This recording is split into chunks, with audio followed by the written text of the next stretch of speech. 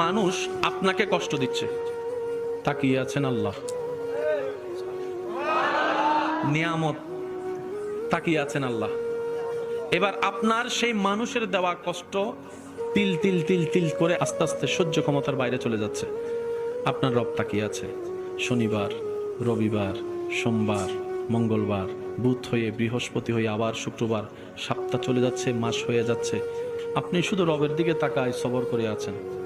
রবের যেই দিন ইচ্ছা হবে, রব ফেরেশতাকে বলবে, কিরে আমার বান্দাকে মাসের পর মাস, বছরের পর বছর কষ্ট দিচ্ছে, সেইভাবে ধৈর্য ধরে সহ্য করে আছে কেন?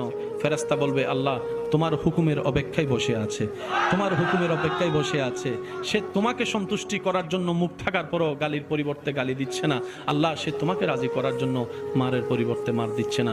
সে দুনিয়ার মানুষ সৃষ্টি তাকে কষ্ট দিচ্ছে, সে তোমার সৃষ্টিকে ভালোবাসা দিয়ে যাচ্ছে, মায়া দিয়ে যাচ্ছে, সেবা দিয়ে যাচ্ছে।